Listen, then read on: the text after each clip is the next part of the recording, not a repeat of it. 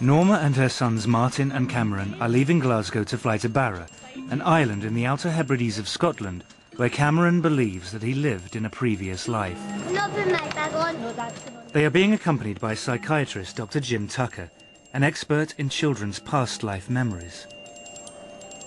Cameron believes that his family name was Robertson and that he lived in a big white house, a house full of children. He says he had a black and white dog. There was a view from the house to the sea, and that they could see planes land, not on a runway, but on the beach. Could any of these apparent memories correspond to reality? You know, there's a concern that if he really is having memories of a previous life, that taking him back to that place might be traumatic. But what usually is the case is actually the reverse, that seeing the old place kind of puts the memories in perspective so that the child is then able to let go of them more.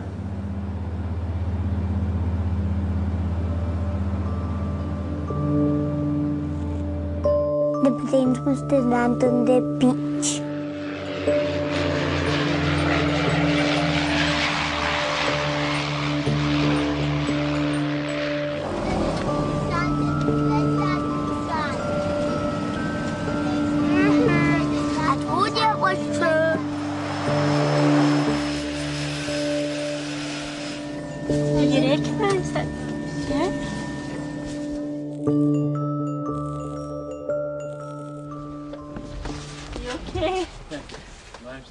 Yeah, good boy.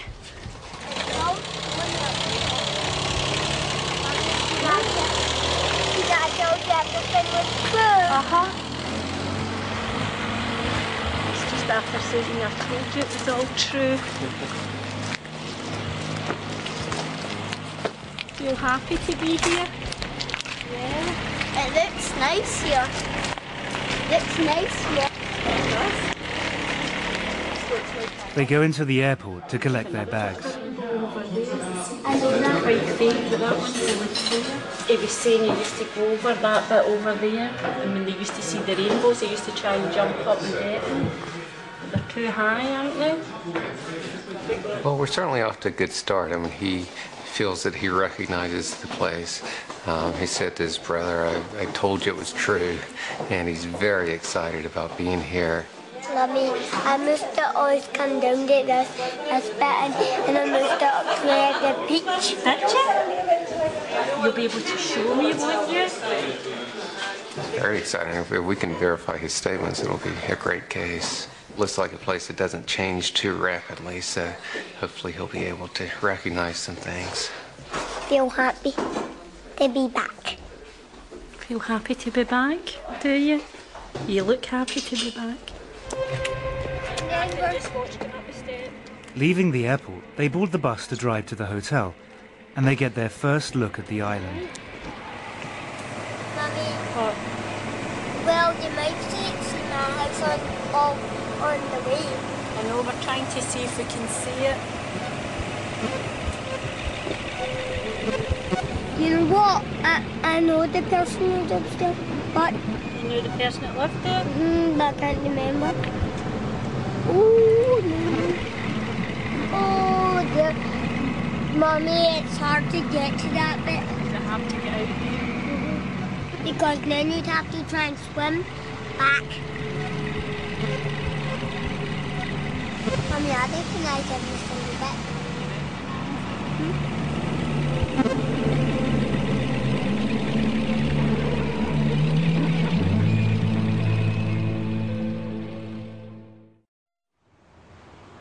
Next morning, the investigation begins in earnest. Norma and Jim set off to visit the local heritage centre to look for any record of the Robertson family and the man that Cameron calls his Barra dad. My Barra dad was called Shane Robertson and he got knocked down. Hello. Hi, I'm Norma, pleased to meet you. Callum McNeil is the island's local historian. Tucker. Callum McNeil. Nice to meet you.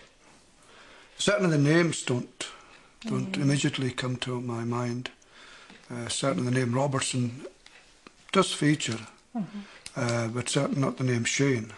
And the name Robertson itself only features occasionally in the history of the islands. There doesn't seem to be any evidence that a family called Robertson lived in a house by the shore.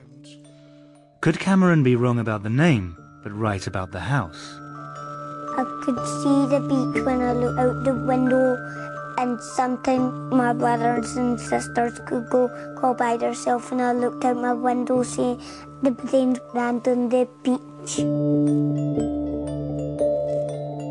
And my brother had a black bonnet, and how you dial is you just go like that. He has provided some clues about the location and the period in which he says he lived on the island. Since he's talked about the planes landing and talked about phones, what sort of era would that put him in? More than likely after the war. More than likely after the war. And since he's talked about the plane landing and seeing that, we're probably thinking of a family toward the north end. Oh, yes, I would say so. If the to and froing of aircraft from the beaches featuring highly, that would indicate the north end of the island. It's not much to go on, but they set out on a trail back to the north end of the island.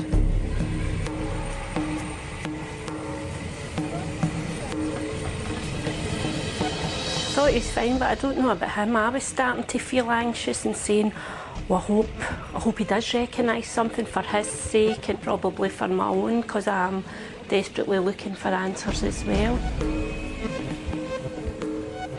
Well, I think it's disappointing if a child goes to a place and doesn't recognize things. Often what happens is that by the time the child gets taken to the previous place, they're beginning to lose the memories anyway.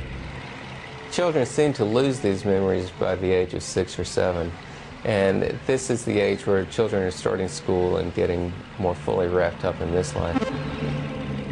They have driven past many of the houses on the island, most of them white, some near the sea. But Cameron recognizes none of them. Sometimes I say I wish I could get in his head just for 5 minutes to see what it feels like to him, because obviously to him it's real.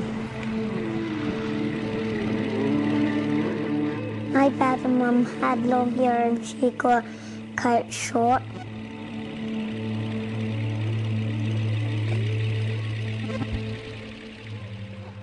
Later that day, they go for a walk on the beach.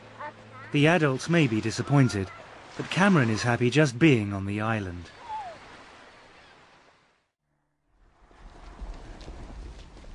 But next morning, they receive a phone call from Callum McNeil at the Heritage Centre. He wants to speak to them urgently. He has some new information. Phone call today informed me that there were people living with the name Robertson on the north end of the island, in a house by the shore. It's a white house by the shore. Couldn't get much closer to the shore. Callum's records were only for properties owned by islanders, but the Robertsons were from the mainland. And when were they there? 60s, 70s, I believe. Yeah. So we know exactly which house it was. We'd be able to go see it. Sunderland. Directions to the house take them down a different road to the ones they had been searching before. Jim and Norma don't tell Cameron where they're going. They don't want to influence his reaction or disappoint him. They follow a small coastal track. The house comes into view as they turn the final corner.